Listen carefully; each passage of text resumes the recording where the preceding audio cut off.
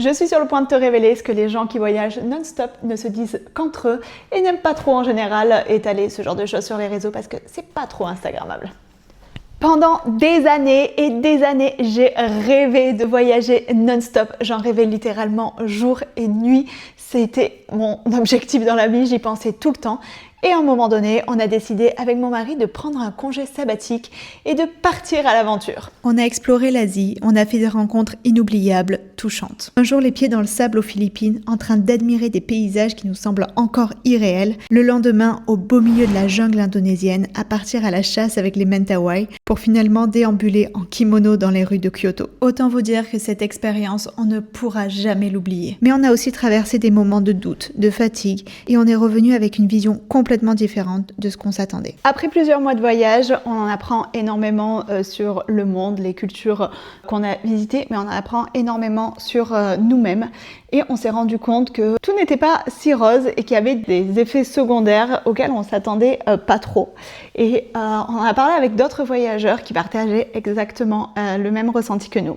Le premier, c'était qu'au bout d'un moment, on se lasse de voir les choses.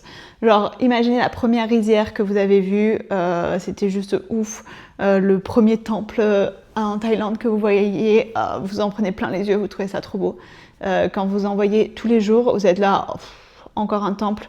Et si vous voulez, quand vous voyagez non-stop, vous avez ce côté un petit peu blasé. Et en fait, les voyageurs, ils en parlent pas trop parce que c'est un petit peu honteux, tu vois. Ça fait un petit peu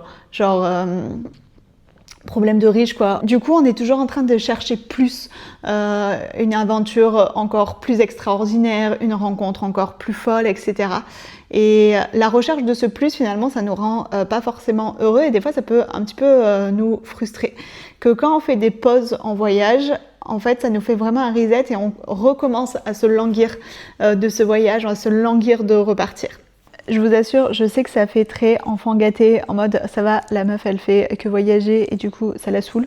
Pas du tout. Mais mangez votre dessert ou votre nourriture préférée tous les jours, vous allez voir qu'au bout d'un moment, vous allez moins l'apprécier. Et c'est cet effet-là qui est ultra triste en fait quand on voyage non-stop. Le deuxième effet secondaire, c'est que tu n'as jamais de repères. Et en fait, c'est épuisant. Et ça, vraiment, on s'y attend pas parce que quand on part en voyage plusieurs mois, on a trop envie de découvrir plein de trucs, on a envie d'en voir le plus possible, etc.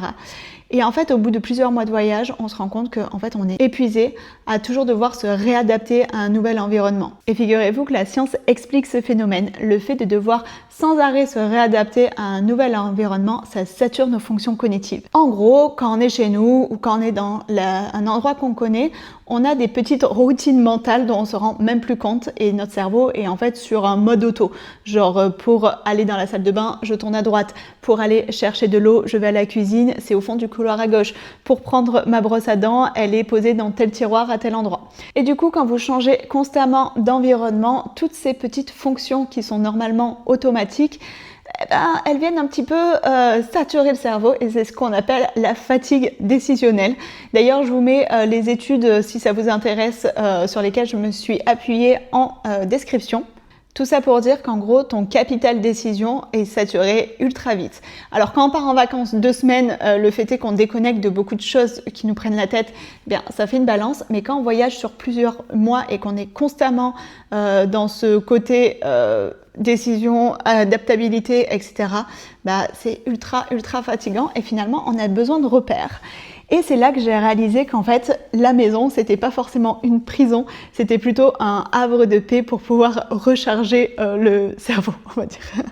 Et au bout d'un moment, j'avais pas forcément envie de rentrer, mais j'avais envie de me poser quelque part. Et d'ailleurs, c'est pour ça que sur le dernier mois de voyage, on a voulu rester à Lombok. Et je pense que c'est aussi pour ça qu'on considère un petit peu cette île comme notre deuxième maison. Alors, si vous partez bientôt à Lombok, j'ai condensé toute mon expérience, mes meilleures adresses, etc. sur le blog. Je vous mets le lien aussi en description. Et le troisième effet qui se coule, c'est le retour. Mais là, vraiment, vous n'êtes pas prêts. Alors, on pense souvent de « Oh, est-ce que t'es pas trop dégoûté de rentrer ?» Mais c'est beaucoup plus profond que juste être dégoûté de rentrer, puisque au final, nous, on était plutôt contents de rentrer, même si c'est sûr que la fin d'une aventure, c'est toujours un petit peu triste. Mais en fait, c'est que toi, tu as vécu à 100 à l'heure pendant des mois, tu as découvert plein de choses, tu as grandi, tu as changé, et en fait, tu te retrouves téléporté, on va dire, dans ta vie d'avant.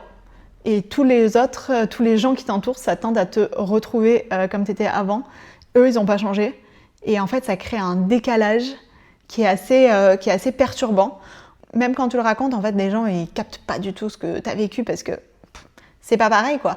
Et ce décalage-là, quand tu rentres, c'est ultra angoissant. Et du coup, pour pallier un petit peu à ce côté, waouh, d'un coup, la vie est plate et un petit peu monotone, on s'est dit, bon, on avait même prévu avant de partir en congé sabbatique, mais on s'est dit on va se lancer dans un projet où on va acheter une maison ou un appart et on va la rénover. Et là, on va pas parler rénovation tout de suite parce que c'est un vaste sujet, mais en tout cas, ce que je peux vous dire, c'est que après plusieurs mois de voyage et du coup après cette rénovation, donc j'ai pris vraiment le temps de prendre du recul sur ça, je me suis rendu compte que mon rêve vraiment, c'était pas de partir et voyager non-stop, c'était pas de découvrir non-stop, mais en fait c'était plus la liberté qui se cachait derrière le voyage. Et en fait la nuance, elle est assez fine finalement. Et du coup ça change pas mal la donne sur le futur, sur mes objectifs, etc. En tout cas, si tu te poses la question, si tu dois partir voyager plusieurs mois ou plusieurs années et que voilà, tu es un petit peu indécis, moi je te dirais clairement de foncer parce qu'il faut absolument que tu te fasses toi ta propre expérience. Et il y a beaucoup de gens qui nous ont dit « Waouh, vous êtes trop courageux de partir à l'aventure comme ça ». Et moi je trouve qu'il faut beaucoup plus de courage pour se regarder en face et se dire « Ok, je vais travailler pour créer une vie finalement que j'ai pas envie de fuir ou une vie où j'attends pas les vacances pour avoir une piqûre de bonheur et me sentir bien ». Et en fait ça demande quand même beaucoup plus de courage de se dire « Ok, c'est ma responsabilité ». Donc let's go, j'y vais et je vais faire en sorte que ça fonctionne. Bref, bienvenue dans cette nouvelle ère, une page blanche où on va réinventer un quotidien qui nous correspond. Alors je vous rassure, il y aura quand même des vidéos de voyage parce que ça reste une partie très importante dans ma vie. On va construire cette chaîne ensemble. D'ailleurs, s'il y a une vidéo que vous avez envie de voir en particulier, et même si c'est un sujet que j'ai jamais traité et qui n'est pas du voyage, n'hésitez pas à me le mettre en commentaire. Bienvenue dans cette aventure, j'espère que ça va vous plaire. Et je vous retrouve la semaine prochaine pour une nouvelle vidéo. Ciao ciao!